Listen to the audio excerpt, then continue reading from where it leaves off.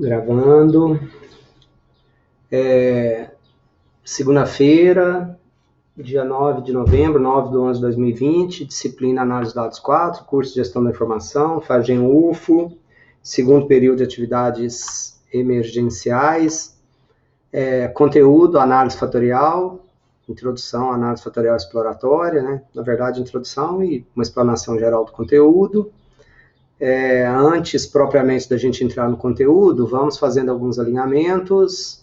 Disponibilizei hoje no Moodle já as entregas desse bloco de análise fatorial. Vou compartilhar minha tela aqui com vocês também, que aí... compartilhar... tela compartilhada. Então, a gente tem aqui, olha, 3 entregas nessa etapa, tá? Tem uma lista de exercícios para ser entregue na quarta-feira da semana que vem.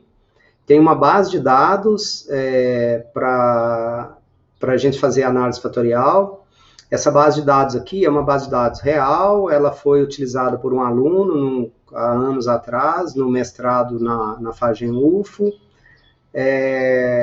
e nós utilizamos a análise fatorial, né, na dissertação do indivíduo, e a segunda etapa do trabalho de vocês, do trabalho final.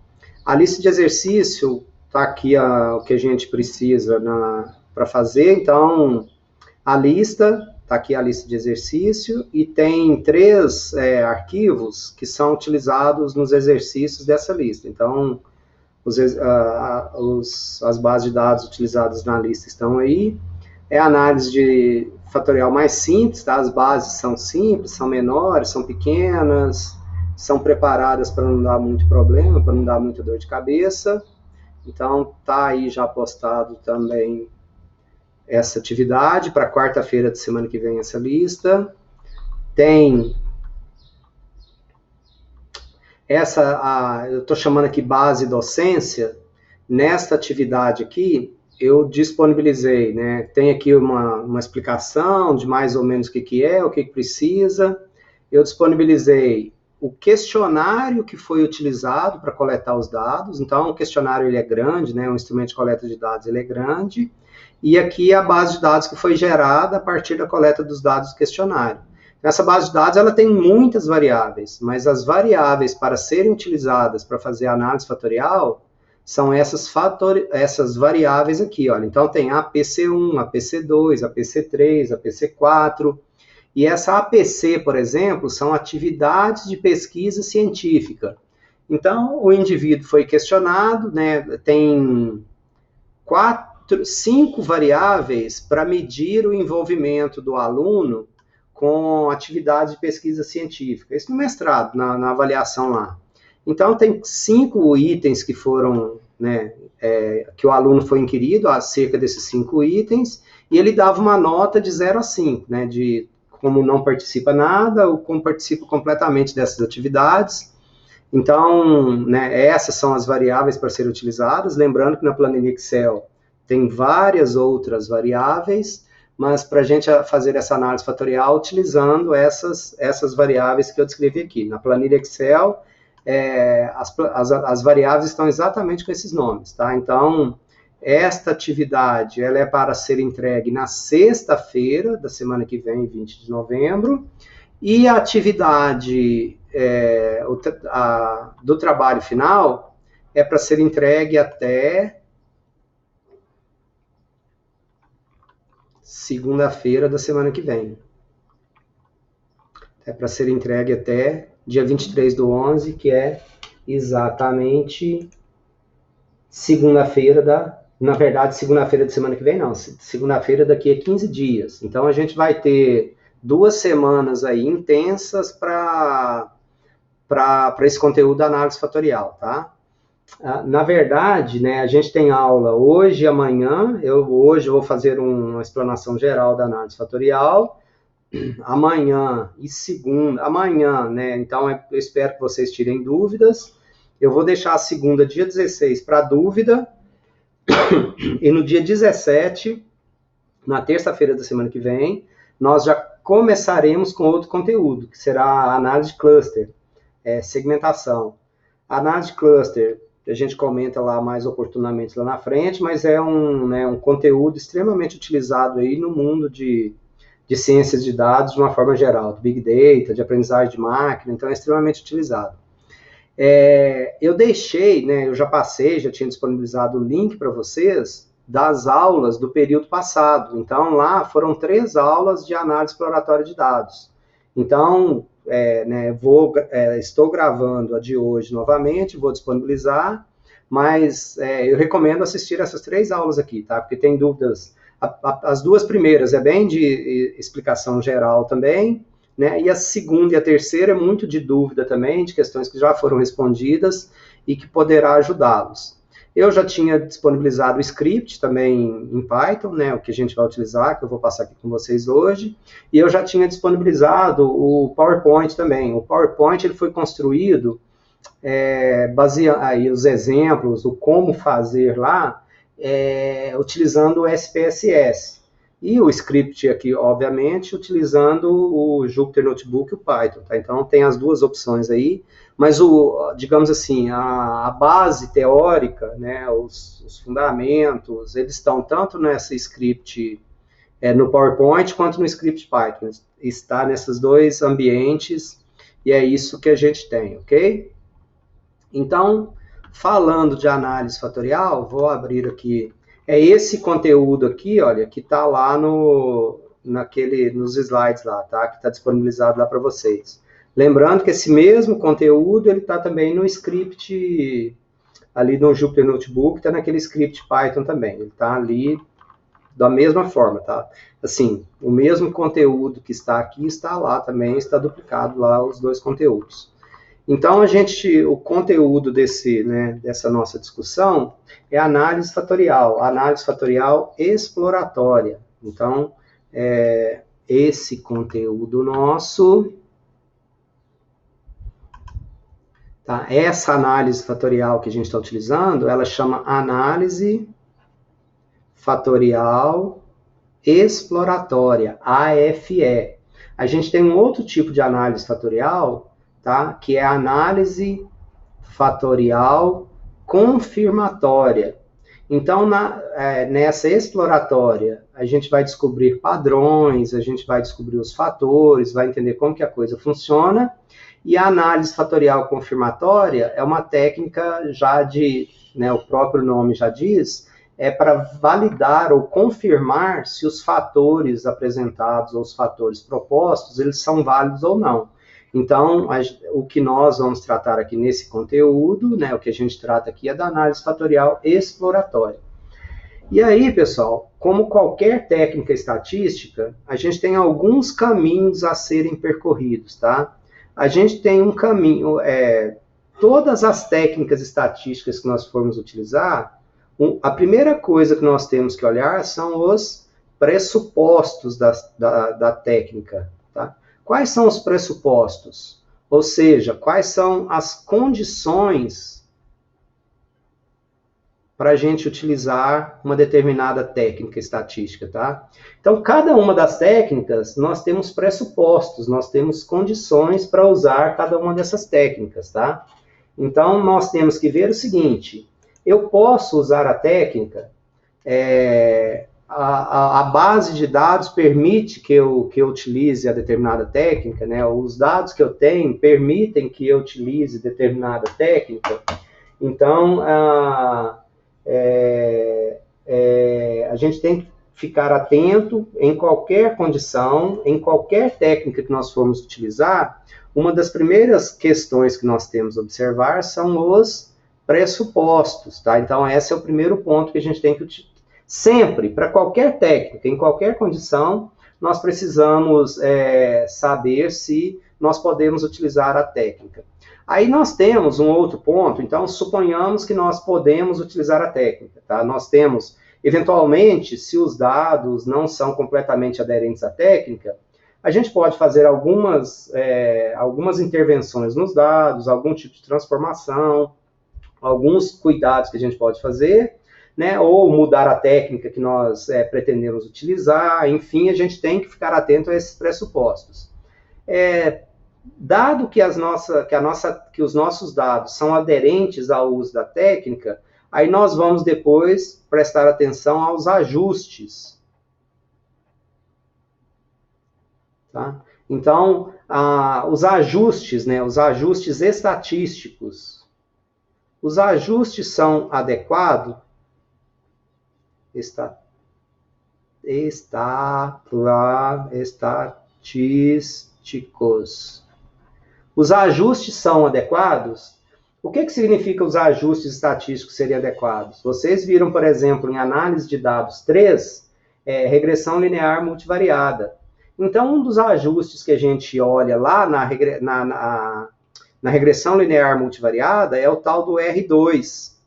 Né? Esse R2 que é o percentual de variância explicada da variável dependente pelas variáveis independentes. Então, esse R2 é um valor que varia entre 0 e 1.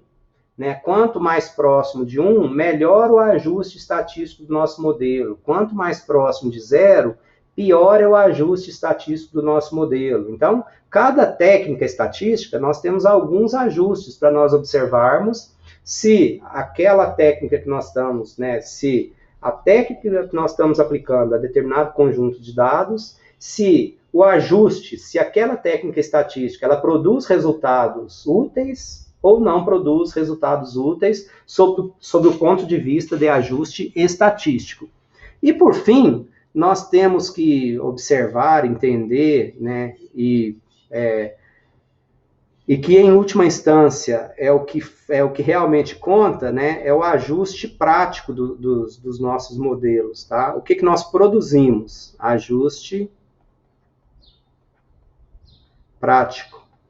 O que nós produzimos no final das contas? Então, às vezes, nós temos uma técnica estatística que ela produz um ajuste estatístico muito bom, muito adequado, mas não produz um ajuste prático adequado. Por exemplo, às vezes eu faço um modelo para concessão de crédito, para aprovar ou reprovar crédito, que o modelo, estatisticamente, ele está bem ajustado. E eu começo a emprestar dinheiro utilizando o meu modelo, e a inadimplência começa a aumentar, então eu posso ter um modelo que o ajuste estatístico foi adequado, mas o ajuste prático não foi adequado. Então, em qualquer técnica estatística que nós formos nos enveredar, que nós pensarmos em utilizar, que nós nos propusermos a utilizar, então a gente precisa de entender os pressupostos, as condições, a gente precisa de entender os ajustes estatísticos e a gente precisa de entender o ajuste prático. Aquela primeira etapa que vocês me entregaram, né, que é a parte de estatística descritiva, ela está muito voltada para a gente começar a entender esse bagulho aqui, ó, de pressupostos, de condições. Por exemplo, né, então a gente começa a ver o tamanho da amostra. Em muitas técnicas estatísticas, nós temos que ter um N mínimo para nós aplicarmos a técnica estatística. Se esse N não atende determinada condição, determinado tamanho, eventualmente nós precisamos mudar a técnica estatística, a aplicação estatística que nós vamos fazer. Então, por exemplo, lá em algum momento, né, eu tinha pedido correlação, não sei se todos fizeram, alguns me perguntaram se realmente precisava fazer, eu falei que era desejado, da gente começar a ver a correlação entre as variáveis.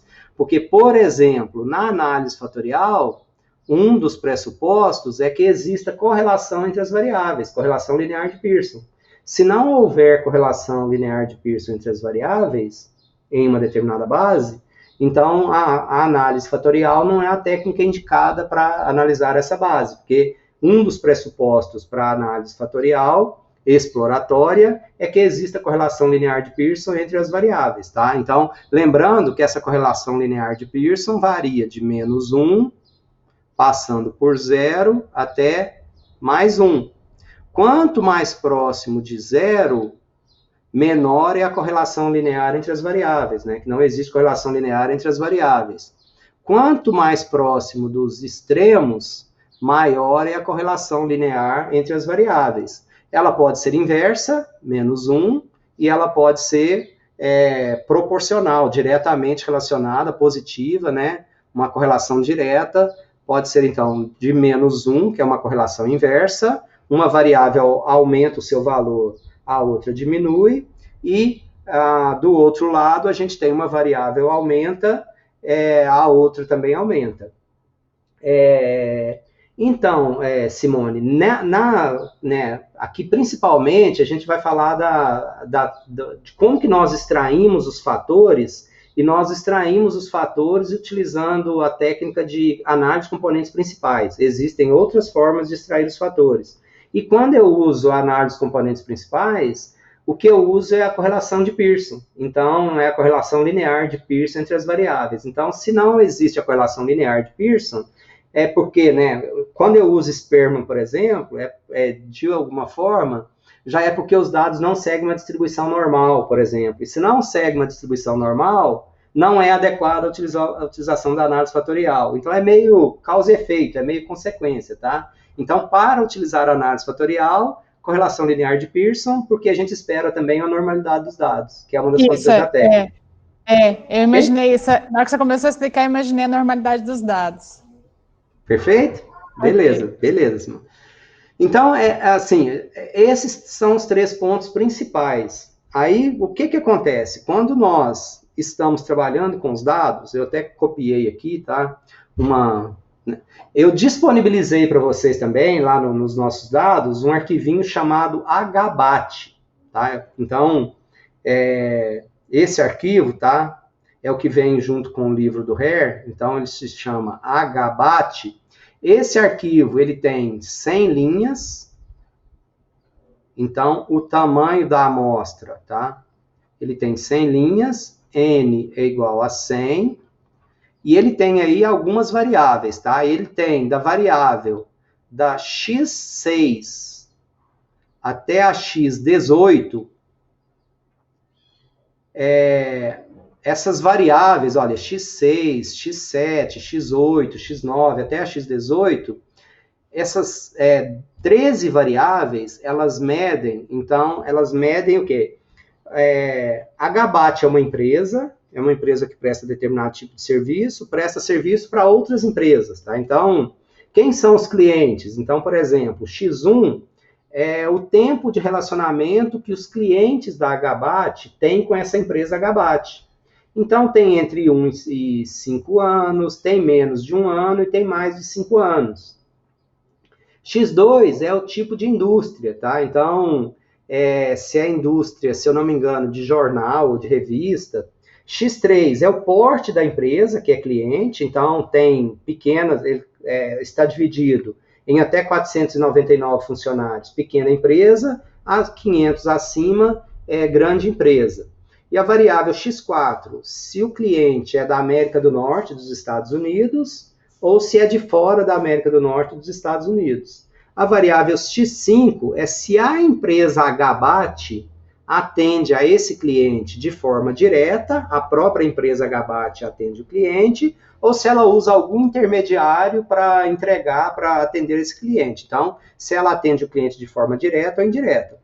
Então, os clientes, essa amostra, esses 100 clientes, eles foram inquiridos, foi aplicada uma pesquisa a esses clientes, de forma que eles pudessem avaliar esses diversos itens, esses diversos atributos da empresa HBAT. Então, por exemplo, X6, o cliente foi inquirido, ele foi solicitado ao cliente que ele desse uma nota de 0 a 10, informando qual que é a percepção dele acerca da qualidade dos produtos da empresa HBAT. Então, se ele desse uma nota 0, significa que ele fala o seguinte: olha, os seus produtos HBAT são muito ruins, são péssimos, são horríveis, não são dignos nem de classificação. E se ele der uma nota 10, ele está dizendo o seguinte: os seus produtos HBAT são perfeitos, são os melhores produtos que eu poderia imaginar, que eu poderia ter. Então, se vocês observarem, tá, deixa eu ver aqui. Manter aqui. Aqui tem também, mas aqui eu já coloquei também, tá? Então, lá no nosso script lá tem, tá? O que são essas variáveis, tá? Então, o que a gente tem lá? Olha só, então os dados, as variáveis. Então, X6, qualidade do produto. X7, atividades de e-commerce. X8, suporte técnico, X9, resolução de reclamações, X10, propaganda, X11, linha de produtos, X12, imagem da força de vendas, X13, preços competitivos, X14, garantias, X15, novos produtos, X16, pedidos e faturamento, X17, flexibilidade de preços e X18, velocidade de entrega. E o X19 é a satisfação geral do cliente com a empresa Gabate. Mas da variável X6 até a variável X18, os clientes estão avaliando cada uma das características da empresa Gabate. Então, é isso que eles estão sendo inquiridos, estão sendo solicitados a dar uma nota. Então, aqui, então, esse arquivo Gabate é o arquivo que a gente vai trabalhar em todos os conteúdos, tá, dessa disciplina nossa. Esse arquivo, tá, ele é preparado para dar certo, então é arquivo que veio com livro-texto, tá, então tudo dá certo, tudo funciona, tudo se ajusta. Não é o caso da vida real, e vocês estão vendo isso nas bases de dados que vocês estão trabalhando. Na vida real, nada dá certo, então a gente parte daí, tá? Então, por isso também eu tento trabalhar com vocês essa ideia da gente preparar os arquivos, trabalhar com os arquivos. Ainda que no final das contas, os nossos ajustes estatísticos nesses arquivos que a gente trabalha, nessas bases de dados, não sejam os melhores, é assim que a vida funciona, tá? Na vida real, são essas bases de dados que a gente vai trabalhar. Mas esse Gabate que a gente está trabalhando aqui, tá? A maioria das coisas, o arquivo é preparado para dar certo. Então, esse arquivo, ele vem junto com o livro-texto do HARE, Análise Multivariada de Dados. Então, por isso até a base de dados, obviamente, o livro é americano, é um livro traduzido, então a base de dados também, obviamente, é uma base de dados americana, tá? Então, em todos os conteúdos a gente vai trabalhar com esse Gabate. Aí, o que acontece, pessoal? Tem técnicas estatísticas que nós trabalhamos, nos interessa, nós procuramos entender as variáveis, e tem técnicas estatísticas que nós procuramos entender os casos, as nossas unidades de amostra. A análise fatorial, nós estamos tentando entender as variáveis, como que as variáveis se relacionam e como que as variáveis se agrupam. Então, eu tenho isso aqui, é uma variável, X6 é uma variável, X7 é uma variável, X8 é outra variável, X9, X10, cada uma é uma variável. E o que acontece? Qual que é a ideia? Qual que é a lógica da análise fatorial? A análise fatorial é uma técnica que a gente chama de redução de dimensionalidade dos dados. Nós queremos olhar para essas variáveis e vermos se elas de alguma forma se agrupam e formam menos dimensões. Se nós analisarmos, por exemplo, essas variáveis, da X6 a X18, nós temos 13 variáveis, nós temos 13 dimensões.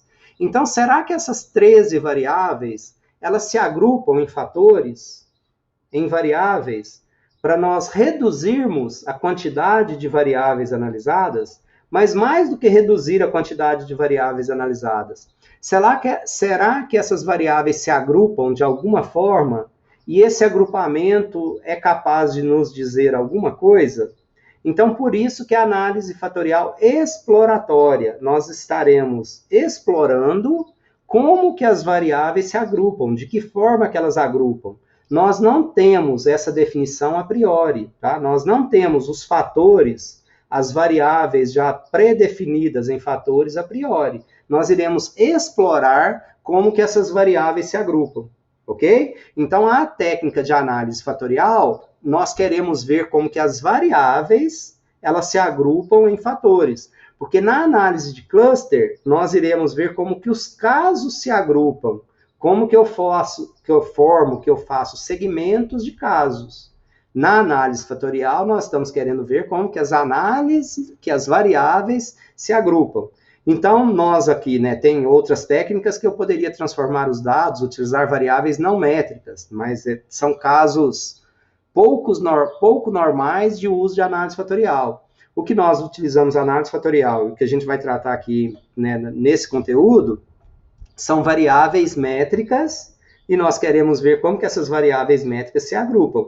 E por isso, nós falamos o seguinte, olha, da base de dados que vocês forem fazer, que vocês escolherem, né, nós precisamos de trabalhar com bases de dados que tenham várias variáveis métricas. Tá? E alguém havia até me perguntado, em algum momento, pode ser em diferentes unidades de medida, tá? Não tem problema serem unidades de medidas diferentes. Quando a gente for fazer análise de cluster, lá na análise de cluster, se as variáveis tiverem unidades de medidas diferentes, o que a gente tem que fazer é padronizar as variáveis, colocá-las em uma mesma unidade. Normalmente a gente usa para isso o Z-score, por exemplo. Mas na análise fatorial não tem problema, tá? Elas podem estar em diferentes unidades de medida, porque quando eu trabalho com a correlação linear de Pearson, a rigor, a correlação linear de Pearson, primeiro ela padroniza as variáveis, né, a gente não percebe isso aqui de forma direta, mas ao trabalhar com a correlação linear de Pearson, aquele R que é calculado, aquela correlação, já trata as variáveis de forma padronizada. Então, indiretamente, elas serão padronizadas. E que não é o caso da análise de cluster. Então, lá, explicitamente, eu preciso de padronizar as variáveis, porque lá, principalmente, a hora que a gente for falar na semana que vem, se eu não padronizar as variáveis na análise de cluster, as variáveis que tiver maior escala, elas tendem a dominar a formação dos grupos, que não é o caso aqui. Então, aqui na análise fatorial, eu não preciso de preocupar com essa padronização a priori. Mas a carga fatorial que eu gerar depois, a carga fatorial será uma carga fatorial padronizada já. Então, a gente gera isso, no final das contas, uma carga fatorial padronizada. Mas, a priori, eu não preciso de preocupar com isso, tá? Então, o que acontece? Aí a gente começa agora a pensar nos pressupostos, tá? Então, depois a gente fala isso em mais detalhes, mas a gente tem, né, o que nós precisamos, o que nós imaginamos com a análise fatorial. Então, a gente tem algumas coisas, olha só. A gente quer ver como que as variáveis se agrupam, né? Então, com quem x6 se agrupa? Com quem, com x7, com x8, com x9? Como que elas se agrupam? Tá, eu tenho só duas variáveis que irão se agrupar, 3, como que as diferentes variáveis se agrupam? E elas agrupam baseado na correlação que existir entre elas. Tá? Então, uma das coisas que nós precisamos ter é correlação entre as nossas variáveis. Tá? Então, qual que é a ideia da análise fatorial? Como que esse negócio funciona? Tá? Quando a gente tem mais de uma forma de nós extrairmos os fatores, tá? E no material de vocês tem isso aqui nesse próprio material, ó, a hora que a gente passar aqui à frente, que vocês depois forem olhar isso, tá? Isso tudo aqui, olha, então a análise, como que eu posso extrair os fatores, tá? O que a gente vai mostrar aqui é a análise dos componentes principais, mas eu poderia ter a análise dos fatores comuns, máxima verossimilhança, mínimos quadrados ordinários, alfa, critério da raiz latente, não, isso aqui já é, né, os números de fatores, mas os métodos são vários métodos, tem alguns que são mais adequados que outros em determinadas características dos dados, mas o que a gente vai utilizar aqui é a análise dos componentes principais. Então, como que funciona esse método de análise dos componentes principais? Tá? A gente vai entender o seguinte, na hora que nós estivermos aqui analisando os nossos dados, a técnica de análise de componentes principais, o princípio dela é o seguinte, nós temos, então, 13 variáveis, então a gente tem, né, componentes principais funciona assim, eu tenho x6, x7, até o x18. A técnica de componentes principais, ela faz o seguinte, cada variável de entrada gera um componente lá na frente. Então, eu tenho, né, assim, não que cada uma variável vira um componente, mas para quantidade de variáveis de entrada, eu tenho a mesma quantidade de componentes. Então, eu tenho o componente 1, o componente 2. Então, com a análise de componentes principais, eu terei 18 componentes aqui na frente. Então, para cada uma variável de entrada, na análise de componentes principais, eu tenho um componente de saída. Então, o que nós vamos trabalhar com a análise fatorial? Tá? Nós vamos reter, ou nós vamos querer reter, ou nós vamos tratar uma quantidade reduzida de componentes, né? Porque se eu for considerar os 18 componentes na minha solução final, eu não precisaria de fazer análise fatorial, porque eu não reduzi a dimensão. Né? Então, o que nós queremos? Se eu tenho 13 variáveis de entrada, a minha solução final da análise fatorial, baseada em retenção, em extração pelos componentes principais, é que eu tenha um número menor de componentes principais retidos. E qual é esse número de componentes que eu vou reter? Aí eu tenho critérios para determinar a quantidade de componentes, tá? Então, é uma das coisas que a gente vai tratar. Mas é esperado, obviamente, que eu tenha uma quantidade menor do que 13. Porque se eu não retiver menor do que 13, eu não precisaria de aplicar a técnica. Porque se eu for trabalhar com 13 componentes, eu trabalho com as 13 variáveis originais. Para que eu iria estar tentando fazer uma redução de dimensionalidade, sendo que no final das contas eu trabalhei com as mesmas dimensões, ou com a mesma quantidade de dimensões que previamente eu tinha na minha base de dados. Então é isso que a gente vai entender, que a gente vai tratar, tá? Então, quais são os pressupostos, então, tá? Então, vou listar aqui alguns pressupostos que a gente tem que atender. Então, um deles, né, é o tamanho da amostra, o N. Então, qual que é a recomendação para o N, tá? Então, a gente tem, segundo o RER, tá? Eu utilizo muito como base desse conteúdo, o RER. Então, o RER fala o seguinte, olha, para análise fatorial, o ideal é que o N seja maior do que 100. Que eu tenha aqui, olha, mais 100 ou mais casos. É uma primeira consideração geral. Mas ela não é uma regra definitiva. Outra recomendação dele é o seguinte, olha, que numa situação ideal, que o meu N, ele seja igual a 20 vezes o número de variáveis.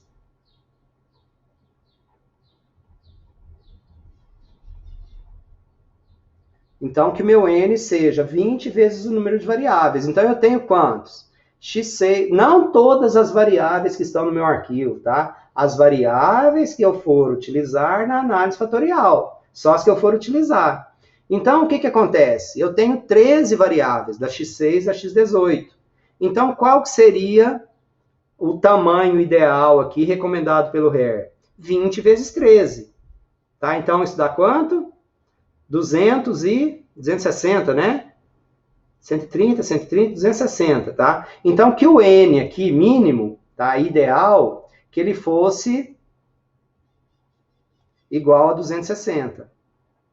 Mas ele fala assim, olha, se os dados apresentarem certa normalidade, se não houver muitos outliers, se seguir aproximadamente uma distribuição normal, então eu poderia ter um N igual a 5 vezes o número de variáveis.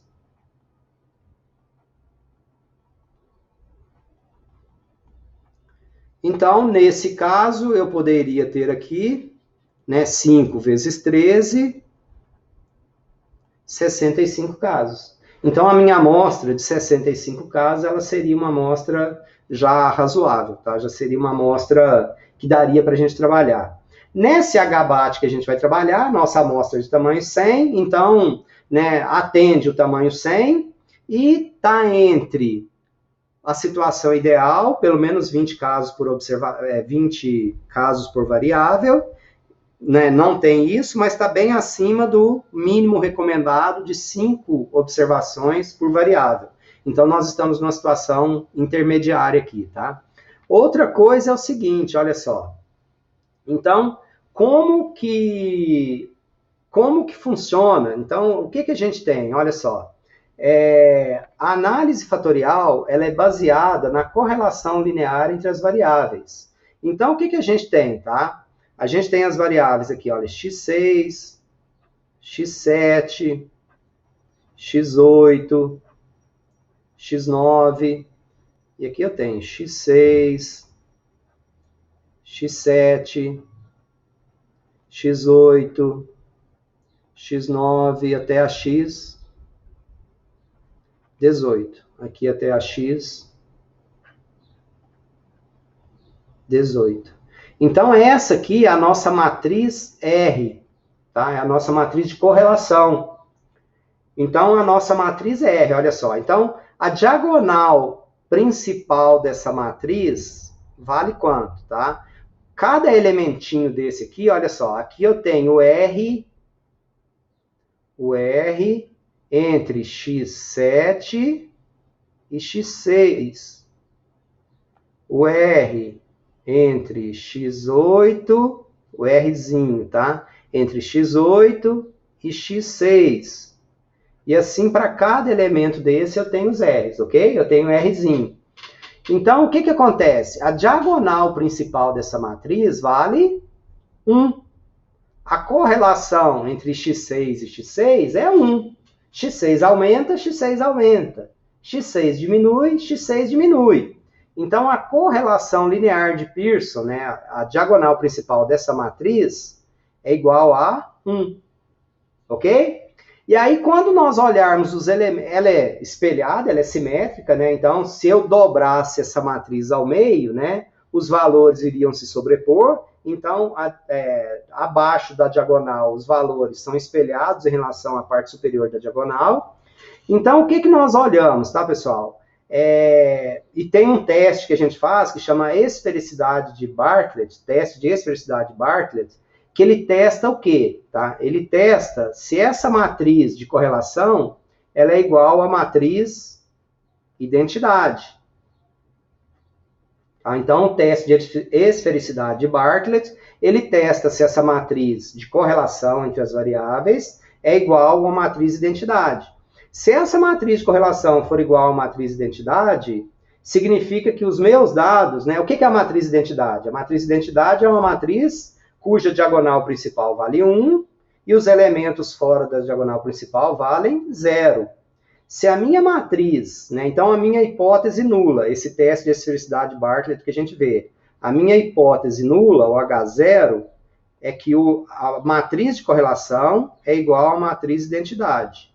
E a minha hipótese alternativa é que a minha matriz de correlação ela é diferente da matriz identidade. Então, o que nós queremos aqui, tá? Para nós utilizarmos a análise fatorial, nós queremos rejeitar H0, né? Porque a minha matriz de correlação ela não pode ser igual à matriz de identidade. Porque se for igual à matriz de identidade, significa que os meus dados não têm correlação, que não existe correlação entre os dados.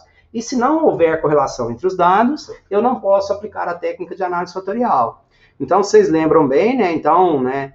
Quando a gente está fazendo esses testes de hipótese, e vou fazer isso aqui hoje uma vez, e vai valer para tudo na vida de vocês, tudo que vocês fazem de teste estatístico, tá? Então, a gente tem, né, essa aqui é a curva de distribuição de probabilidade, se ela aqui é, né, bicaudal, porque nesse caso a gente está testando a diferença. Então, se eu estou considerando o intervalo de confiança de 95%, essa região aqui é a região de aceitação de H0, essas duas regiões aqui, região de rejeição de H0, região de rejeição de H0, e o que nós vamos ver, né? Então, a gente vai fazer algum teste de hipótese, os softwares já geram esses valores tudo para a gente, já geram o p-valor, alguns deles, né, já inclusive interpretam isso para a gente, mas se nós tivermos que interpretar, a primeira coisa que a gente tem que assumir é qual o intervalo de confiança que nós estamos utilizando. Se eu estou utilizando o intervalo de confiança de 95%, essa área, essa curva inteirinha, ela vale 1, né? A distribuição de probabilidade vale 1. Se eu estiver utilizando o intervalo de confiança de 95%, essa área aqui vale 0,95. E se é um teste bicaudal, esta área aqui vale 0,025, esta outra áreazinha aqui vale 0,025, ok?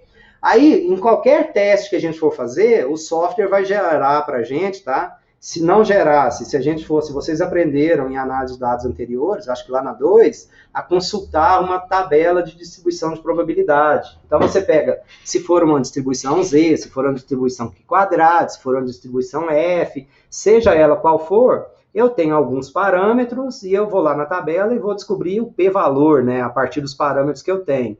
Utilizando software, qualquer software vai gerar para nós o p-valor. tá? Então, ele vai gerar aqui o p-valor para a gente. Qualquer software aí vai gerar isso para a gente. O que a gente precisa entender é ler esse software, tá? E esse p-valor, tá? Ele vai variar de 0 até 1. Ele varia de 0 até 1. Então, para a gente saber, para facilitar a nossa vida, tá? De uma forma geral, para a gente saber se eu aceito ou rejeito a minha hipótese alternativa, o meu H0, de forma muito simples, né? Eu vou pegar esse p-valor que é gerado, vejo o valor dele, e eu tenho que lembrar isso aqui, olha só. Qual que é o limite da área de rejeição e da área de aceitação de H0? Então, eu vou pegar esse valor, o p-valor que foi gerado. Nesse caso aqui, intervalo de confiança 95%. A área de aceitação de H0 vale 0,95, a área de rejeição vale 0,025. Então, o que eu vou olhar é o seguinte, olha só. O valor, o p-valor que eu encontrei, ele é menor do que 0,025? Ele é menor do que 0,025? Se esse p-valor que eu encontrei, ele for menor do que essa linha limite nossa, significa que eu estou rejeitando a hipótese nula. Eu estou rejeitando H0. E se ele for maior do que essa área nossa aqui da região de aceitação, se ele for, por exemplo, 0,3. Então, eu achei aqui um valor 0,3. 0,3 está aqui nessa retinha nossa. 0,3 maior do que 0,025. Então, esse valor cai na região de aceitação de H0. Então, eu aceito a minha hipótese nula, o meu H0. Então, qual que é o pulo do gato aqui sempre na vida de vocês? Primeiro, eu tenho que formular a hipótese certa, né? Então, o que é a minha hipótese nula? Existem outras formas de fazer isso, mas eu, particularmente, recomendo muito H0 ser a hipótese da igualdade. Então, né, a gente sempre coloca, né, eu sempre coloco o H0 como a hipótese da igualdade. E a hipótese alternativa, se é maior, menor, se é diferente, sempre coloco dessa forma. Aí outra coisa que a gente tem que entender é se para o que nós estamos fazendo, a gente quer aceitar H0 ou a gente quer rejeitar H0. Porque tem vezes que, para o nosso interesse, a gente quer aceitar, tem vezes que a gente quer rejeitar H0.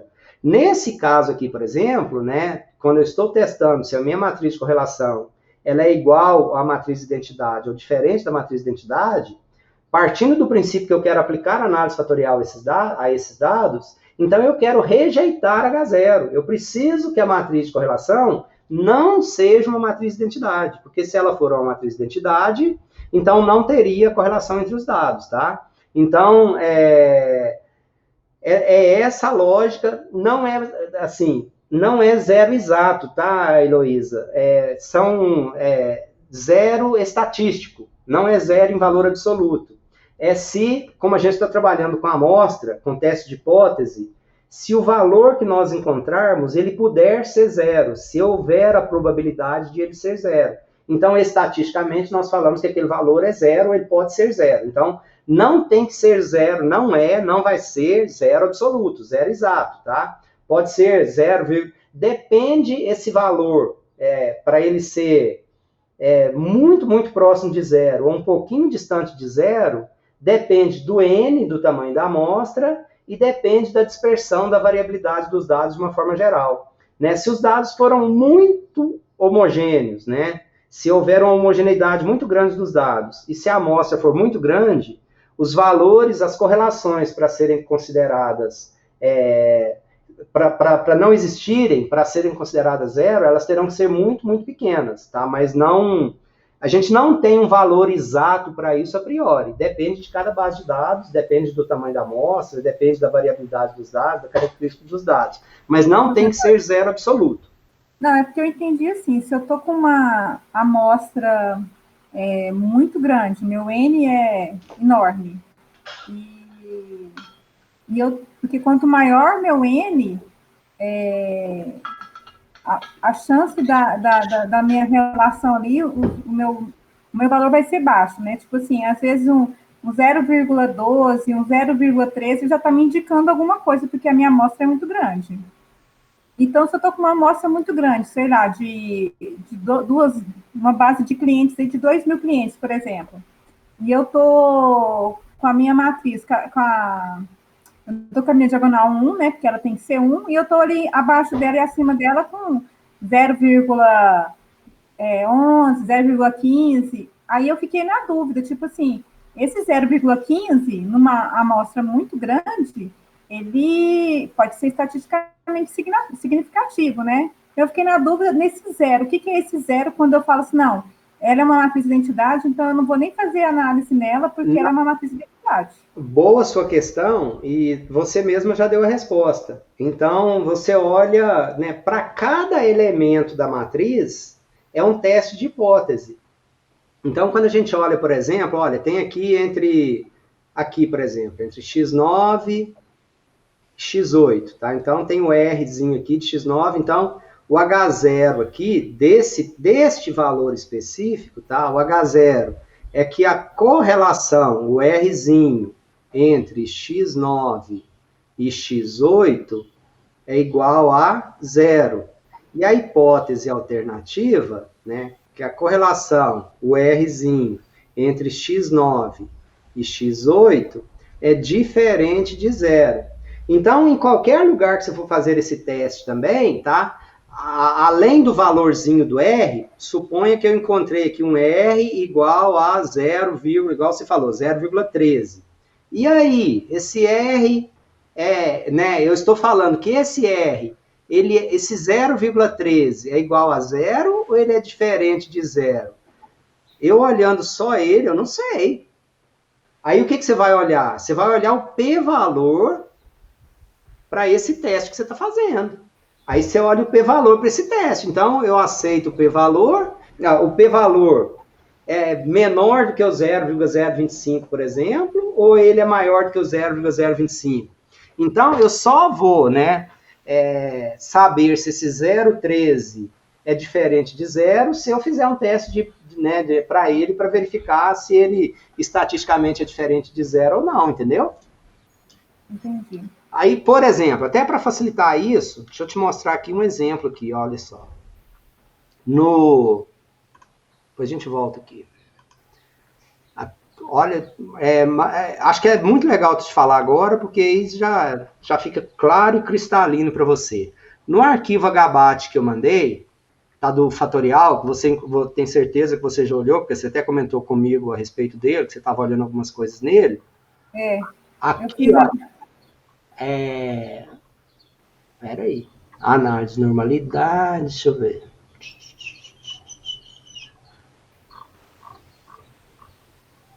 Eu tenho alguma correlação entre os dados. Então, aqui tem a correlação.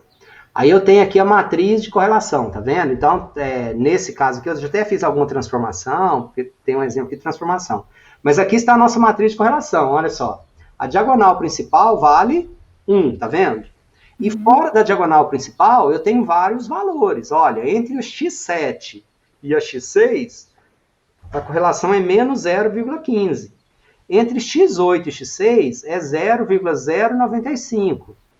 Esses valores são iguais a 0 ou eles são diferentes de 0? Olhando para eles assim, eu sei lá. Aí o que eu tenho? Olha só. Eu tenho aqui embaixo, olha só, como calcular o p-valor, tá vendo? Então, aqui tem o p-valor. Esse p-valor, eu tenho o valor do R, 0,15. E o p-valor é 0,13. P-valor 0,13, maior do que o 0,025. Então, caiu na região de aceitação de H0, significando que esse menos 0,15, ele pode ser 0. Então, ou seja, não existe uma correlação linear estatisticamente significante entre x6 e x7. A mesma coisa para o 0,095. Então, que aí já, olha só, entre x6 e x11, a correlação entre eles é 0,47, beleza, é estatisticamente significante, tá vendo? O p-valor é 0, é menor do que o 0,025. Então, a gente precisa de olhar esse p-valor para a gente saber se o R ele é estatisticamente significante ou não, entendeu? Entendi. Eu tinha entendido assim, eu não tinha entendido que tinha que ser cada linha com cada coluna. Não, é porque a hora que a gente faz aqui, ó, o teste de esfericidade Bartlett, ele já testa tudo. Ele já testa todos de uma vez só. O teste de esfericidade de Bartlett. Eu acho que eu tenho ele aqui, quer ver? Sim. É porque eu tinha entendido assim que eu olharia a matriz, por isso que eu levantei essa questão. Eu achei que eu olho a matriz e estou lá aqui, com matriz identidade, totalmente identidade, 000. Ah, esse aqui eu descarto, não vou fazer nada com ele. Eu achava que era assim. Olhando a matriz, seria um zero absoluto ali. Zero mesmo. Por exemplo, eu tenho o teste de esfericidade de Bartlett. O que o teste de esfericidade de Bartlett faz? Ele testa todos os pares de variáveis, né? Então, eu tenho aqui, ó, função utilizada Bartlett. Então, a minha hipótese nula, o meu H0, é de que a matriz, essa do H-BAT nossa, da X6 até a X18, que a correlação entre esses pares de variáveis é uma matriz identidade. A minha hipótese nula é que isso é uma matriz identidade. A minha hipótese alternativa é que não é uma matriz identidade e, portanto, existe correlação entre as variáveis. Então, olha só, eu fiz, né, tem o teste de Bartlett, a função utilizada é o Bartlett, fiz o teste, é uma distribuição Q quadrado, que é aplicada a esse caso, e eu achei um p-valor de 0. Então, considerando o p-valor igual a 0, eu estou rejeitando a hipótese nula de que a minha matriz de correlação seja igual à matriz de identidade. Eu estou assumindo a hipótese alternativa, que não é uma matriz de identidade. E ao assumir a matriz de identidade, assumir a hipótese alternativa, eu estou falando que a minha matriz existe correlação entre os pares de variáveis, entendeu? Que a análise é apropriada. Considerando a correlação entre os dados, eu posso prosseguir com a análise fatorial, porque existe correlação entre os dados. Sim, correto. Então tá bom, era isso. Perfeito, boa observação. Simone, na verdade eu estou fazendo, o intervalo de confiança é 95%, então a área é de 0,05, 5%. Mas se eu considerar o teste bicaudal, aí eu divido, então é 0,025 do lado esquerdo e 0,025 do lado direito, entendeu? Mas considerando ali 95% o teste bicaudal. Às vezes será bicaudal, às vezes será unicaudal. Depende, se eu considerar só maior ou só menor. Nesse caso é diferente. Porque aqui no seu teste aqui, deixa eu ver se eu acho alguma coisa. Nenhum deles se aproxima de 0,05. O X8, X11 é 0,0549, já rejeitava. Já rejeitaria. Nenhum deles apresenta, não, porque é tudo muito longe de... Não, mas se aqui no p-valor, o p-valor fosse, por exemplo, 0,05 e não tivesse nada, eu aceitaria H1. Aceitaria H0. A hipótese se fosse nula. 0,049. Então, aí... se eu considerar o bicaudal, eu rejeitaria ainda, porque ele ficou acima do 0,025. Tá. Ok? E como que eu vou distinguir se ele é bicaudal ou se ele não é? E se eu estou fazendo a hipótese nula, é da igualdade, e a hipótese alternativa é da diferença, a diferença significa que pode ser maior ou menor. Então, pode ser de um lado ou de outro. Eu divido. Ou de outro. Tá? Então, normalmente eu divido. Mas é ser mais real que a realeza também, tá? Normalmente a gente faz o teste unicaudal e... Principalmente para esse aqui de matriz de identidade. Raramente nós teremos dados que não passam nesse teste de correlação para a gente utilizar a análise fatorial. Raramente nessa situação, tá? Esse teste de Bartlett que você está falando é o de normalidade. Não, o Bartlett é para testar se a matriz de correlação é igual à matriz de identidade. Tá. Não, é porque tem um teste de Bartlett que é de normalidade. Eu posso usar, dependendo do contexto, eu posso fazer ele para normalidade também. Então tá bom. Esse aqui, do jeito que ele foi feito, que está aqui, ele é para testar se a matriz de correlação é uma matriz de identidade. Não, beleza. Tá? Porque pode ser usado em outro contexto para testar a normalidade também. É porque eu lembrei do teste de Bartlett para normalidade. Então, pode ser... Então, tá agora nesse outro contexto. Beleza. Tá bom? Tá.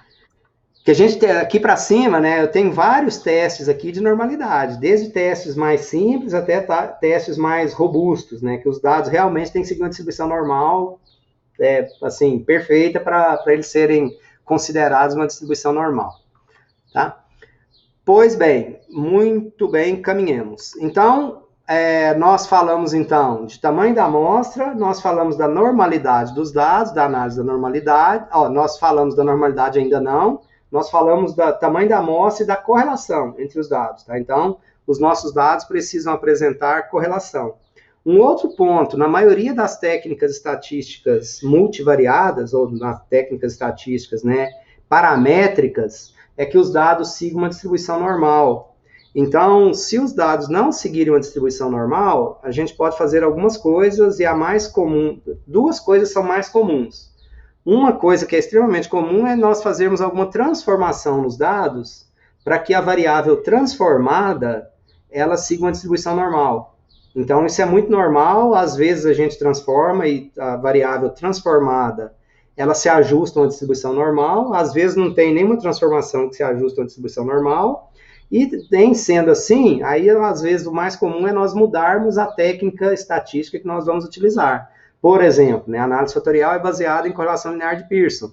Então, se os dados não seguem a distribuição normal, às vezes eu não vou fazer análise fatorial, eu vou utilizar alguma técnica não paramétrica que eu possa analisar esses dados, resguardando os pressupostos, né, dos dados aí, da aplicação da técnica aos dados. Então, isso é uma possibilidade. Então, essa é a ideia. Aí, o que acontece? Eu vou falar com vocês de uma forma geral, e aí, né, até para ser mais claro, assim, para ser mais útil para vocês, e porque tem os vídeos do semestre passado também já gravados e que vocês poderão assistir. Mas para a gente meio que fechar o raciocínio hoje, eu acho que até tem, Simone, algum teste pronto para isso já, que faz teste exaustivo para ver qual que melhor se ajusta. Eu não tenho aqui, mas eu vou procurar, e se você encontrar também, compartilhe com a gente, por favor, tá? Mas eu acho que já tem alguma rotina que faz esse teste. Porque, na verdade, assim, né, se não houver isso, é meio tentativa e erro. Então, qual transformação eu aplico? Só testando. Mas é possível que tenha, e eu que não tenha conhecimento ainda, mas é bem possível que tenha, tá? Que alguém... Porque, na verdade, o que acontece? Quase tudo que já foi desenvolvido para o R tem alguma coisa similar para o Python também. Então, quase tudo. O Python é mais novo, é mais utilizado como ferramenta estatística mais recentemente, mas quase tudo que já foi desenvolvido para o R já tem também desenvolvimento para o Python, tá? Então, o que passando aqui já, então, tá? Então, o material de análise fatorial, então, de novo aqui, olha, tudo que tá lá naquele PowerPoint, eu trago aqui para esse script do Python, para esse script do Jupyter Notebook aqui, tá? O que vai acontecer?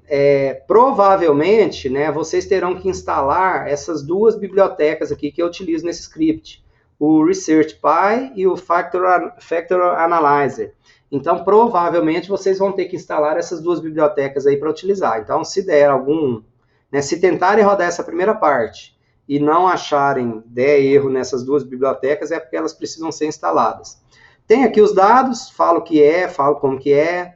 Então, tem aqui esse HBAT, que eu disponibilizei para vocês aí. O que tem surgido de uma forma geral, tá? Que eu respondi algumas perguntas, algumas dúvidas aí, acerca de não conseguir ler esse arquivo.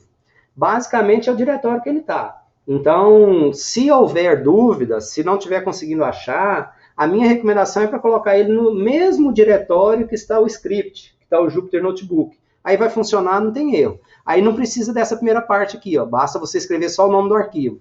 Aí, com certeza, vai dar certo, tá? E aí tem todas as funções aqui, explorando o arquivo. Aí eu falo das variáveis. Eu não sei, mas eu acho que para vocês eu já disponibilizei o arquivo já tratado.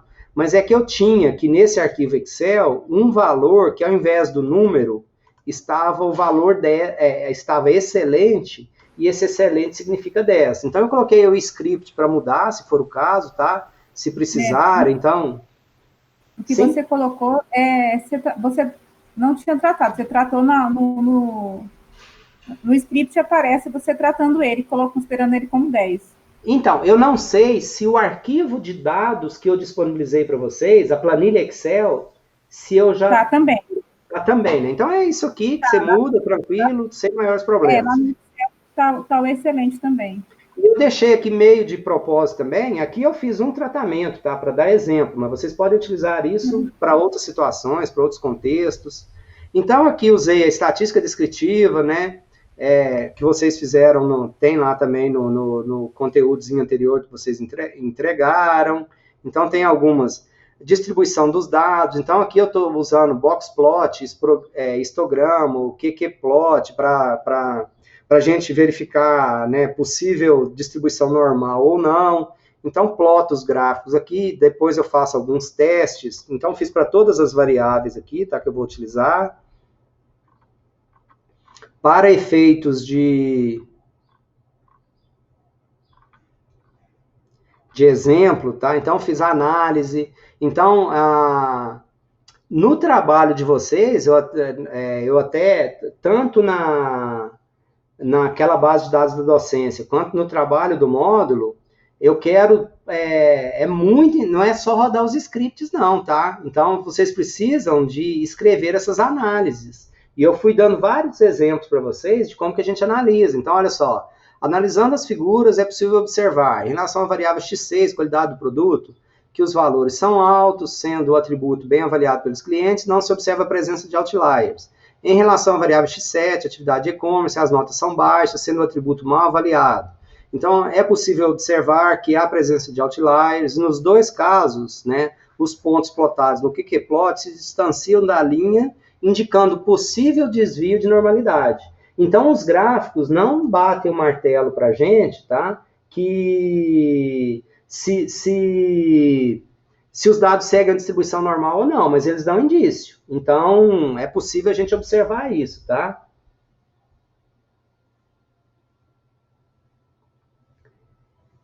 Simone, tem uma treta aí que quando você tentou, ele não achou o arquivo, não é isso? No diretório que você colocou. Não, é assim, eu não vi que ele não reconhece o drive D. Então, para ele reconhecer... Ele só reconhece o C. Na verdade, ele reconhece onde que o Anaconda foi instalado. Ah, entendi. Aí a gente poderia mudar isso, né, mas aí, assim, talvez seja melhor não, a gente entrar nas variáveis de sistema, editar variáveis de sistema e mudar o path. Só que aí dá para fazer, é super tranquilo, mas eu achei que ia dar mais confusão do que solução para esse contexto. Mas depois, para quem quiser, no seu caso, se você interessar, como que a gente faz isso para mudar? Eu poderia colocar o arquivo em qualquer lugar, entendeu? É exatamente isso, porque eu pego todos os meus programas e coloco só no Drive C. Uhum. E aí o Anaconda está lá, é exatamente isso. Então, é o diretório onde ele está instalado, que aí ele reconhece. Mas se eu tenho como mudar uma variável de ambiente, e aí ele reconheceria outro lugar também, tá? Tem uma outra dúvida que você falou sobre outliers. Como você trabalha os outliers? Porque dá para reconhecer as variáveis que têm outliers? Você retira os outliers ou você trabalha esses outliers de alguma forma, tipo, fazendo alguma transformação? Assim, porque às vezes faz a transformação e não dá certo também, né? Às vezes faz a transformação e não dá certo também. Isso. Às vezes aí você pode fazer outras coisas, como mexer com desvio padrão, sabe? Tem várias coisas que você pode fazer com esses dados que são outliers. O que não é recomendável, que eu já vi, é que não pode retirar, né? Como se fosse assim, retirar esse outlier da análise. E aí, o que então, você geralmente faz? Um dos primeiros pontos é entender o que é o outlier, por exemplo, porque a rigor, o conceito de outlier foi algum dado que foi imputado errado. Então, se ele foi imputado errado, é super normal você tirar, desde que ele tenha sido imputado errado. Mas, de uma forma geral, os dados não foram imputados errados. Assim, com companhia, né? Que beleza. Ah, que beleza, bom demais. Essa é a vantagem dessa coisa de home office, entendeu? Fica junto o tempo Fica junto todo, o né? tempo inteiro, isso é bom, isso é bom. Então, o que que acontece, Simone? Não exatamente para isso aqui, mas até, né, tirando um pouquinho do mundo de pesquisa, indo um pouco para o mundo dos negócios, aí a coisa mais legal que tem, e a maior riqueza, estão exatamente nos outliers, ou nesses valores estranhos. Quando nós pegamos essas bases de dados com esses valores estranhos, é aí que nós. Ai, que beleza! É aí que nós encontramos fraude, é aí que nós encontramos quaisquer outras coisas. Então, o não tirar significa mais, em algum sentido, significa isso. Você está tirando a riqueza dos seus dados. Porque, normalmente, dependendo da técnica, quando eu estou fazendo, por exemplo, análise de cluster, então, às vezes, os outliers, eles já formam grupos separados, independentes. Então, normal tirar e já tratá-los separados. Porque aí eles dificultam a formação de outros grupos. Nessas técnicas nossas, nós precisamos de entender, assim, o que é esse outlier. Às vezes, então, ele é um valor extremamente válido. Eu estou, por exemplo, trabalhando com municípios e tem lá, né, municípios mineiros e tem os dados de BH, por exemplo. Aí, assim, né, destoa completamente do resto de tudo quanto há que você conhece. Por exemplo, imagina que eu esteja trabalhando, e tem alguns grupos, eu acho que estão trabalhando, até já vale a dica, né? Eu estou trabalhando com investimento, com gasto em atenção básica por município mineiro. Então, você pega os milhões de Belo Horizonte, de Uberlândia, de Juiz de Fora, e alguns milhares da minha querida Canaã, da minha cidade. Então, você pegar esses valores absolutos, ferrou. Não vai dar bom. Então, uma forma de a gente fazer é relativizar esses valores. Então, normalmente, a gente cria uma outra variável e faz o valor per capita, por exemplo. Então, divide por indivíduo, arruma alguma forma de fazer isso, entendeu? Mas ainda tem várias transformações que nós vamos continuar encontrando esses outliers.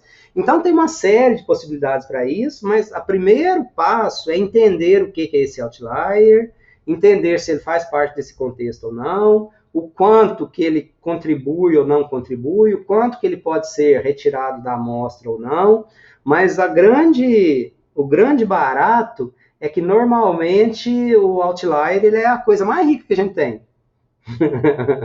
Ele é a coisa mais rica, é onde, assim, pode largar o resto e correr atrás do outlier, que é ali que você vai encontrar alguma coisa útil, normalmente, tá? Eu estou te falando isso de experiências e experiências em uso de dados, de banco de dados empresariais. É onde a gente descobre fraude, a gente descobre os melhores clientes, a gente descobre algumas coisas que a gente não conhecia a priori, somente olhando os outliers, tá? Com dados laboratórios, aí você já pensa assim, errei em alguma coisa. Normalmente é o que você pensa, né? Onde foi? Onde foi que eu... Às vezes acontece com os dados empresariais também, entendeu? Às vezes são dados imputados errados, acontece. Uma vírgula que faltou, entendeu? Aí aquilo é multiplicado por 100, por 1000, acontece também. No nosso é assim, é o reagente que estava velho, não deu muito certo. Acontece, mas quase nunca é uma boa ideia excluir o outlier, tá? Quase nunca. Tá? A gente normalmente tenta trabalhar com ele. Quando a gente quer muito, precisa muito aplicar a técnica, né, prática minha, eu costumo tratar o outlier em separado, mas não de deixar fora dos processos, das análises. Por exemplo, na análise de cluster, quando eu rodo, a gente está fazendo em 2 estágios que a gente vai falar. Então, eu tiro ele da parte hierárquica, que eu estou procurando padrões, descobrindo padrões, depois eu volto com ele na parte não hierárquica. Então, ele volta para a brincadeira depois lá no final, entendeu? Então, tem formas da gente trabalhar isso, depende dos dados, depende de como que esse outlier pode ter sido gerado, da relevância dele ou não. Aí depende de uma série de situações, mas quase nunca tirar. Professor, tá? Mas oi. Assim, a gente fica muito na dúvida quando é erro porque se é erro, ele está tirando a verdade dos dados. Por exemplo, eu estava analisando o banco de dados da agropecuária e dando uma olhada ali que seria relevante ou não, quais variáveis a gente ia trabalhar, e por coincidência eu vi um dado de Ribeirão Preto, que a população rural em 2017 era 11 mil e alguma coisa. E quando você via a variável estimada para 2018, era 1.000 e alguma coisa. Então, assim, que estimativa é essa, que de 11 mil da população rural em 2017, do censo, foi para 1.000, para uma estimativa para 1.000. O que eles acharam que aconteceu? Porque se fosse sazonal, poderia falar que a cana-de-açúcar é tal época do ano, e tem a migração. Mas, assim, pelo que eu entendi, aquela base de dados é uma base de dados anual, é o censo do IBGE. Como explicar de 11 mil para 1.000? Sendo que é uma predição, né? Então, a estimativa, ela é baseada em valores passados. Então, é uma questão, e ali deve usar regressão, né? Então, eu preciso de alguns pontos no passado, alguns pontos do passado para prever o futuro. E o que acontece é que a população rural de Ribeirão está diminuindo ao longo dos anos. Só que, né, se eu usar essa regressão sem uma suavização de curva, aí daqui a pouco vai encontrar população negativa no campo, né? Então, alguma coisa do tipo. Exatamente. Então, ano ele reduziu. Aí também depende, né, de analisar os dados, de novo, né, de colocar suavização, de fazer ajustes, de colocar limites, de entender que talvez esse valor não era um valor, né, que eu construí o modelo de regressão com alguns valores e imputei um valor diferente agora, que então iria dar um resultado bem diferente, mas assim, aquela variável, ela não é uma variável imputada, porque aquelas variáveis de produção, de gado, de cabeça de gado, de soja, cada município imputa, vai lá e informa o valor. Então, ali pode ter erro, embora tenha muita crítica dos dados, mas pode ter erro. Agora, essa da população, da projeção da população, é baseada em dados reais. Então, uma das coisas que está acontecendo, com certeza lá, diminuindo a população rural. Na verdade, em Ribeirão Preto, a população rural é muito pequena mesmo, né? O município quase inteiro é um município urbano. Então, continua expandindo, é condomínio para todo lado, e cada vez está diminuindo mais ainda a área rural. Então, é normal ter uma população rural pequena lá, né? Está a menos de 20 quilômetros de Sertãozinho, está ali encostado, já praticamente conurbado com as cidades ali na Anhanguera. Então, é uma cidade que tem realmente uma população rural muito pequena e baseado na última década, principalmente, e eles têm algumas contagens intermediárias, é que de 2000 para 2010, a população rural de Ribeirão Preto deve ter diminuído substancialmente, aí é real. Aí eles fazem uma projeção baseada nisso que é real, aí, segundo a projeção, diminuiria muito mais ainda, entendeu? Porque... eu achei... sim? Eu achei que foi 10, assim, eles reduziram para 10%. Então, eu imaginei assim, se de 2018, 2017, eles estão fazendo uma... porque, na verdade, você não tem lá de 2017, entendeu? Você tem lá de 2010. Aí, aquele 1.000 e pouquinhos é em relação a 2010. Não é... Entendi, porque tem o censo 2017... Não, 2017 não tem censo. O censo é de 10 em 10 anos. O que a gente tem nem vai ser de 10 anos, que era para acontecer agora e não aconteceu. Então, era para acontecer agora em 2020. Obviamente, não aconteceu, né? Então, a gente não vai ter censo agora, esperado é que a gente tenha ano que vem. Aí, entre os 10 anos, aí faz-se as projeções. Tá? Então, e mesmo assim, essas projeções, elas são, na maioria dos casos, quando dá muita discrepância, aí, às vezes, existe a contagem mesmo de determinada população de determinado município, mas o censo mesmo, né? A gente teve o censo primeiro lá na década de 70, depois a gente teve em 90, 2000, 2010. Então, o oficial que a gente tem, o último, é de 2010. Era para terminando outro agora em 2020. Entendi. Tá bom? Tá. Mas, assim, fico muito feliz, Heloísa, porque... essa é a ideia do cientista de dados, essa é a ideia de vocês estarem fazendo. Os dados têm que nos incomodar, eles têm que nos provocar. Se os dados não nos provocam, se a gente não pensa a respeito deles, não serviu de nada. Então, é muito legal, parabenizo por essa inquietação acerca dos dados. É mais ou menos isso, né? Se eles não nos incomodam, se eles passam, é só mais um número, não fez muito efeito para a gente. É uma matéria instigante, porque você vê que os dados estão querendo te contar alguma coisa, e não é todo mundo que vai ver a mesma coisa, então eu acho muito instigante a matéria. Só para falar, já que eu estou aproveitando aqui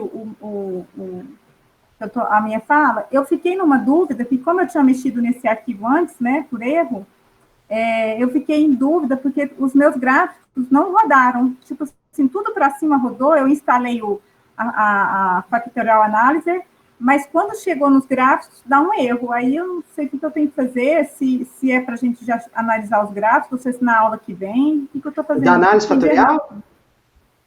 Tipo, no script aqui mesmo, e como eu já tinha mexido, eu já tinha rodado a biblioteca. Do Agabat. Já tinha rodado a biblioteca, tudo. Porque eu estava certinho, o research, os meus dados estavam, o meu Excel estava no lugar certo. Só que no momento que chega nos gráficos, no plot, quando eu vou dar o Ctrl Enter na célula, todos os gráficos aparecem uma mensagem de erro. É a partir dos gráficos. Não, beleza. Vamos fazer o seguinte, amanhã é para dúvida também, né? Ou principalmente amanhã é para dúvida. E hoje eu dou uma finalizada na questão da análise fatorial, de uma forma geral, essa parte explanatória. E a partir de amanhã é 100% para ajudá-los, para tirar dúvida, para fazer funcionar e para dúvidas específicas, entendeu? Tá certo. Beleza? Amanhã é para dúvida, então. Amanhã para dúvida, amanhã 100% para dúvida, tá? Amanhã e segunda, são 2 dias. Então, para vocês aproveitarem ao máximo, eu recomendo assistir, né, as aulas do período passado, de novo, essa aqui que vai ficar lá, a lista de exercício, as atividades que estão sendo propostas, que aí vai aparecer um tanto de dúvida. Isso aqui a gente vai fazer rodar, vai fazer funcionar tudo direitinho, tá? Uma coisa que alguém tinha me perguntado ontem, tá? Ontem, sábado, sei lá. Não estou conseguindo fazer aqui embaixo, sei lá, em algum lugar aqui, tá? A hora que eu tento rodar, deixa eu ver aqui. Se eu acho algum exemplo aqui para mostrar para vocês. Aqui, sei lá. A hora que eu tento rodar esse comando aqui, olha... aparece aqui que a DF não definido. Tá? Então, né, significa o quê? Que a variável DF, porque a DF é uma variável, data frame é uma variável, que ela não foi definida. Significa, tá? E, né, rapidamente a gente conseguiu resolver. Ou que você reinicializou o kernel. Quando você reinicializa o kernel, ele limpa todas as variáveis, ele limpa todo o ambiente, limpa tudo que você fez para cima. E, na verdade, essa variável df, ou você fechou esse negócio e entrou de novo. Esta variável df, ela é criada aqui, olha, a hora que você carrega o arquivo Excel. Aqui, olha, o que a gente está fazendo? Olha só, aqui eu estou criando essa variável chamada df, data frame, e estou atribuindo a ela o valor do arquivo Agabat. Aquele arquivo Agabat, né, aquelas 100 linhas com aquelas colunas, eu estou atribuindo a esta variável df. Se você fechou esse arquivo, ou se você reinicializou o kernel, significa que essa variável não está definida mais. Você precisa voltar e abrir de novo o arquivo e atribuir de novo o resultado para a variável df. Então, isso aconteceu em alguns casos aí também que eu já vi, que eu já ajudei, tá? Às vezes é isso com o seu gráfico, não sei, mas aí a gente vai ver direitinho. Continuando aqui mais um pouquinho, então a gente tem os testes, a gente tem o teste de normalidade que a gente fez, a análise da normalidade, então nós fizemos algumas transformações. Aqui eu mostro como que a gente faz, tem várias formas de testar a normalidade, tá? Desde uma forma bem mais, deixa eu ver aqui, olha, eu faço aqui, né? Eu posso considerar uma aproximação de normalidade, considerando curtose e assimetria. Então, valores de curtose menores do que mais ou menos 3 e valores de assimetria menores que mais ou menos 8, tá? Tem autores que falam, tudo bem, esses dados se parecem com os dados com a distribuição normal. É o teste mais relaxado que tem. Tá? Então, se seu teste de normalidade não passar desse curtose e assimetria, pode esquecer que não passa mais teste nenhum. Então, é o mais complacente que tem. Tá? Então, às vezes passa. O segundo na hierarquia é a curtose e assimetria padronizada. Então, a gente cria um valor padronizado, tem aí a fórmula, né? Eu deixei aí como que calcula, tá? Então, a simetria, a curtose padronizada, olha só.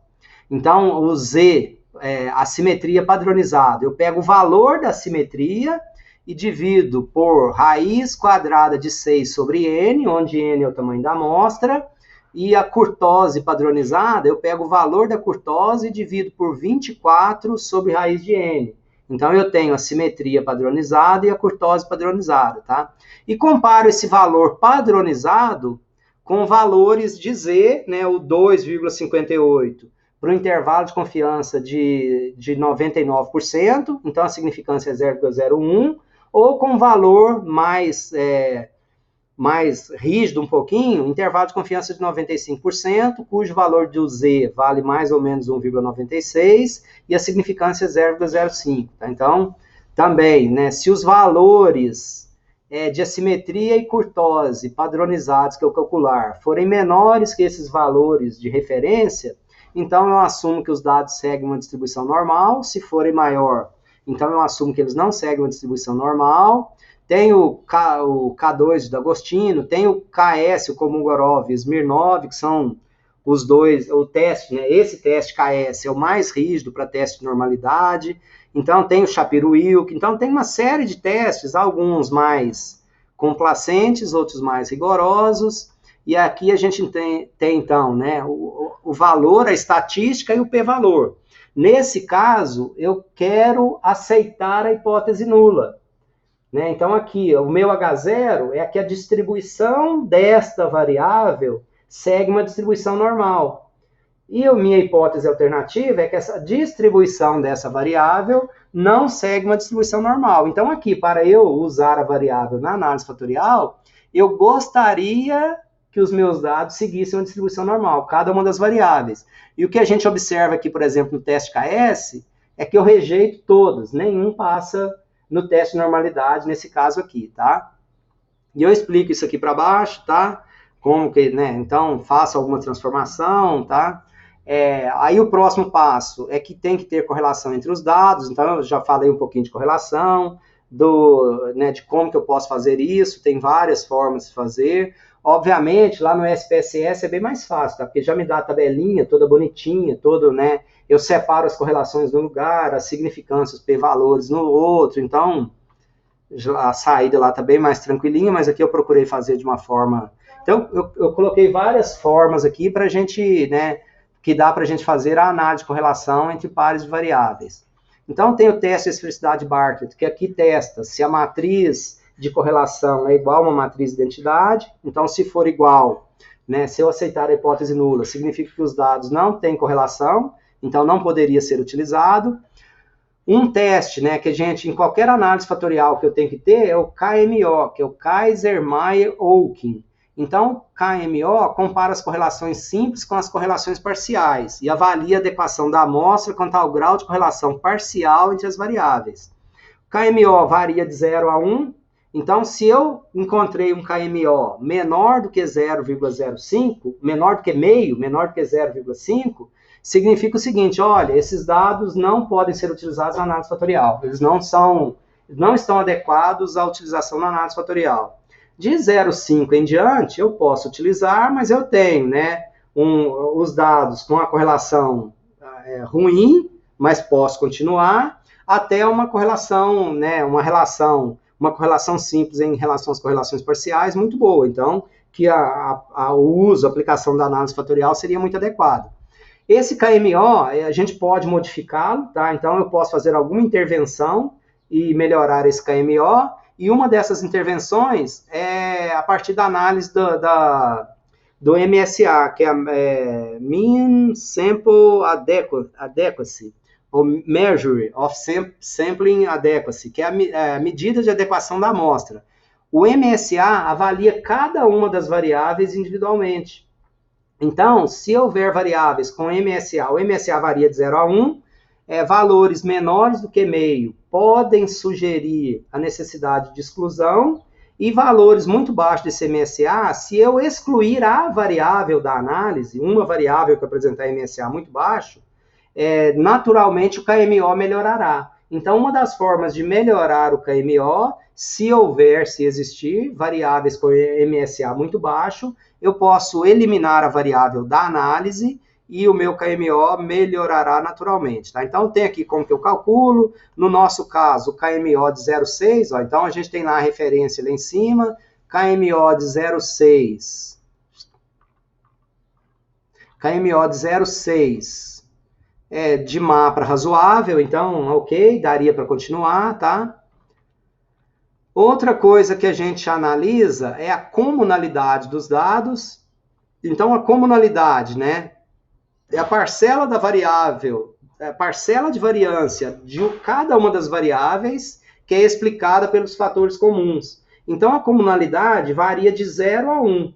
Então, quanto mais próximo de 1, maior a variância daquela variável explicada pelos fatores comuns. E quanto mais próximo de 0, menor é a comunalidade. A comunalidade é que a variável comunga, compartilha, então comum, comunalidade, de variância com os fatores, e especificidade é a variância que é inerente, particular, exclusiva da variável, que ela não compartilha, que ela não comunga. Comunalidade mais especificidade igual a 1. Quanto maior a comunalidade, menor a especificidade, e vice-versa, tá? Então, comunalidade mais especificidade é igual a 1. Para análise fatorial, esperamos comunalidade, né, com valores pelo menos maior do que meio, tá? Então, normalmente, essa é a ideia. Tem aqui como que a gente calcula, como que, né, que a gente obtém essas comunalidades. Então, eu tenho aqui para cada uma das variáveis o valor da comunalidade. A variável com menor comunalidade é a x10, cuja comunalidade vale 0,59, e a maior é a x18 com uma comunalidade de 0,92. Então, está aqui a leitura também, como que faz. Aí, lembra que eu falei para vocês, né, nós utilizamos aqui, na extração dos fatores, a análise dos componentes principais. Então, a análise dos componentes principais, cada variável de entrada significa um componente de saída. Mas nós queremos reter, né, componentes... Deixa eu ver se eu...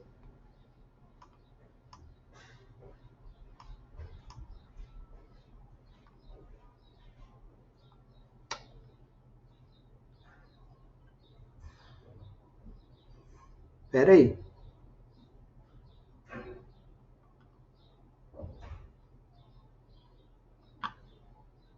Agora sim. Eu estava puxando ali para... Então, olha o que acontece, tá? Então, nessa saída aqui, essa aqui é uma tabela muito importante. Nós estamos utilizando 13 variáveis de entrada, da x6 até a x18. Então, como nós estamos extraindo os componentes pela análise de componente principal, cada variável de entrada gera um componente de saída. Mas a ideia da análise fatorial é nós diminuirmos a quantidade a dimensionalidade dos dados. Então, a gente tem alguns critérios. Quantos desses componentes que foram gerados que eu vou reter?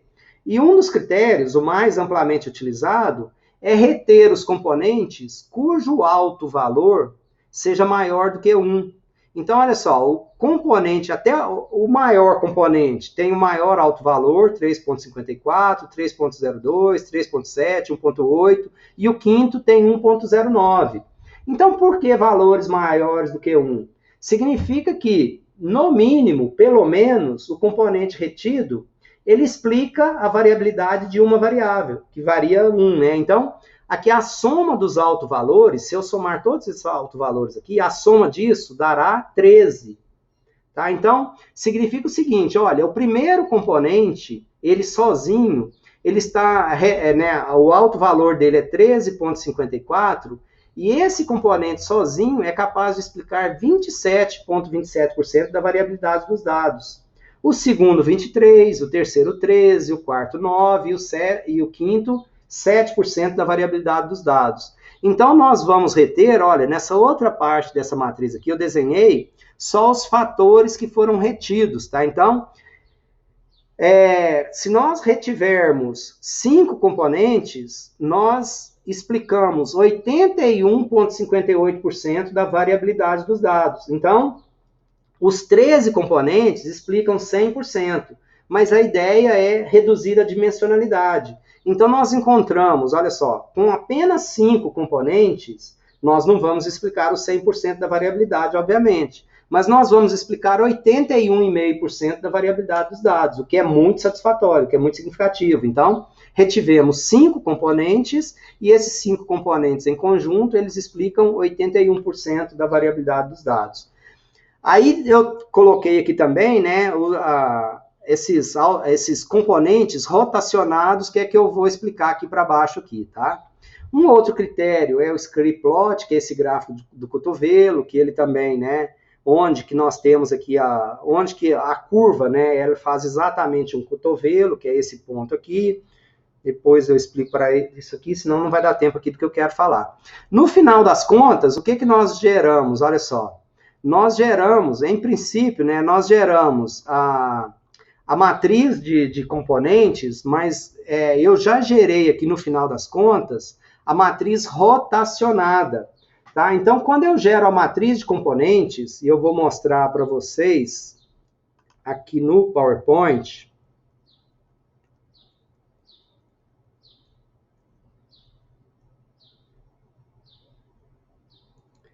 eu sugiro dar uma lidinha no PowerPoint aí também, tá? Quando nós geramos, tá? O que acontece agora? Nós temos que definir qual variável pertence a qual fator, a qual componente. Então, a variável, ela ficará no componente que ela tiver o maior valor, a maior carga fatorial. Mas, às vezes, a variável, ela fica equidistante dos fatores, de cada um dos fatores. Então, como decidir... por exemplo, imagina essa variável 2 aqui, olha só. Ela carrega a mesma carga fatorial no fator 1 e no fator 2. Então, ela está equidistante desses dois fatores.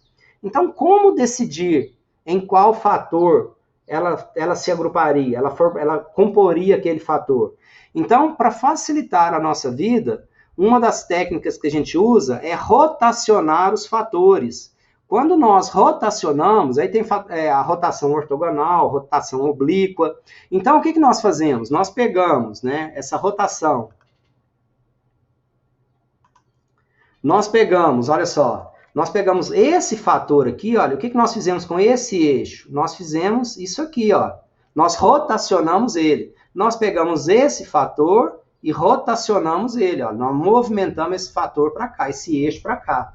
Essa é uma rotação oblíqua. Por que ele é oblíqua? Porque ela mantém o ângulo de 90, desculpa, é ortogonal. Por que é ortogonal? Porque ela mantém o ângulo de 90 graus entre os fatores. Ao fazer isso, observe o que? Olha só, essas duas variáveis agora, elas estão muito mais próximas do fator 2. Então, ficou fácil nós evidenciarmos em qual fator essas duas variáveis irão se agrupar. E essas aqui todas, olha só, agora elas ficaram muito mais próximas do fator 1. Então, é mais fácil nós observarmos em qual fator essas variáveis se agruparam para formar esse fator. Então, é isso. E tem também, tá? Tem a rotação oblíqua. Então, né, depende de qual situação a gente vai usar uma ou outra. Eu quero voltar lá aqui.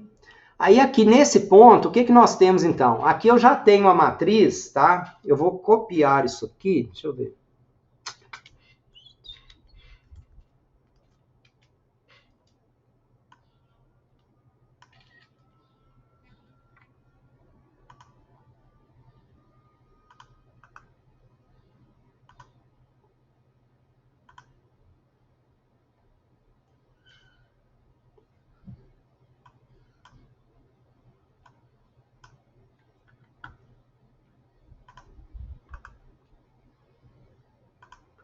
O que eu tenho aqui, então? Olha só, nós temos cada uma das variáveis. Então, aqui eu tenho cada uma das variáveis. E aqui eu tenho cada um daqueles componentes que foram retidos. Então, eu tenho o componente, o fator 1, o fator 2, o fator 3, o fator 4, o componente 4 e o componente 5. Ok? Então, aqueles 5 que nós retivemos lá, cujos altos valores são maiores do que 1. Então, em qual componente cada uma das variáveis irá ficar? Aí nós observaremos, olha só, em qual componente as variáveis apresentam a maior carga fatorial. Então, a x6, olha só, ela se agrupou no fator 2. A x7 no 3. Olha aqui, ó. A x8 no 4. A x9 no 1. A x10 no 3. A x11 no 2. A x12 no 3. A x13 no 2. A x14 no 4. A x15 no 5. A x16 no 1. A x17 no 2 e a x18 no 1. Então, o componente 1, ele tem a x9, a x16 e a x18. O 2 tem a x6, a x11, a x13 e a x17. Então, assim, nós formamos os componentes, cada um dos fatores. Aí, no final das contas, então,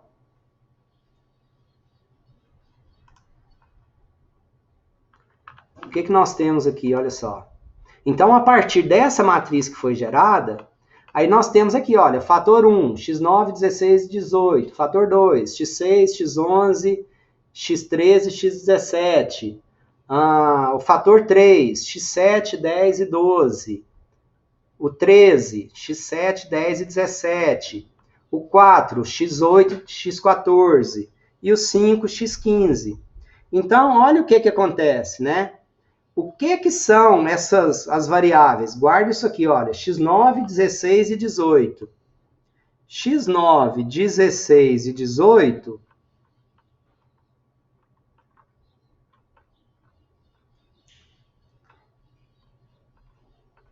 x9, resolução de reclamações. x16, pedidos e faturamento. E x18, velocidade de entrega. Aí depois vocês vão ver os outros fatores que se formaram, porque em princípio, né, a gente olhando para os dados, a gente não imagina que essas coisas possam ter alguma relação de sentido.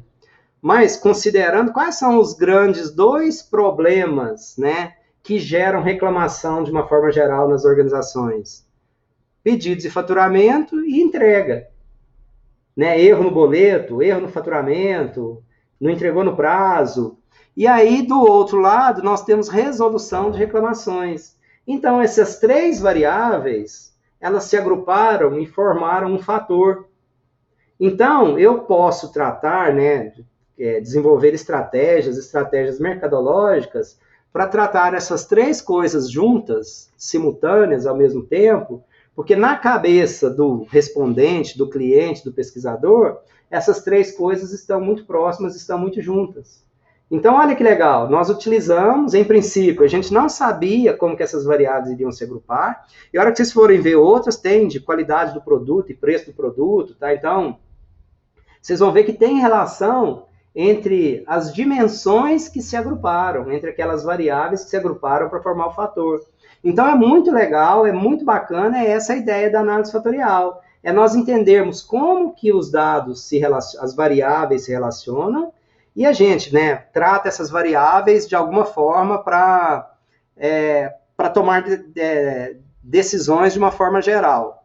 Então, aqui na análise nossa também, então, o que eu tenho aqui, então? As variáveis. Eu calculei a carga fatorial para cada um dos indivíduos. Então, cada um dos indivíduos tem aqui, olha, o primeiro indivíduo, a carga fatorial dele para o fator 1 é 0,22. Aqui estão padronizados esses valores, olha, Simone.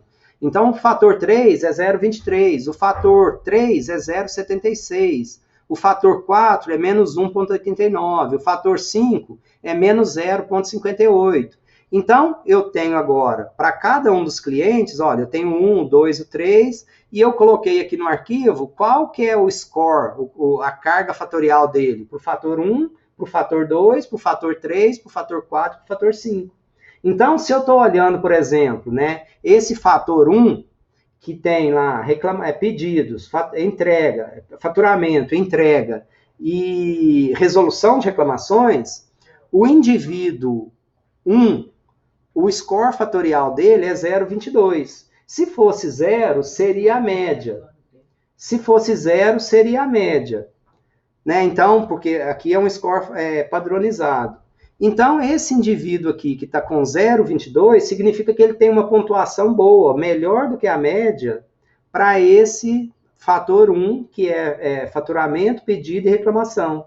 Tá? Então, o indivíduo que tem valores menores do que 0, significam que tem nota abaixo da média. Olha como que o valor é bem alto. Significa que ele está bem acima, né? Está mais de, né, bem acima da média, tá? Então, aqui, considerando 0 e mais ou menos e desvio padrão 1, esse indivíduo aqui está acima de um desvio padrão da média. Então, ele tem uma nota extremamente favorável para esses 3 itens, tá? Então, se a gente pode até olhar aqui, olha, 7,2, cadê?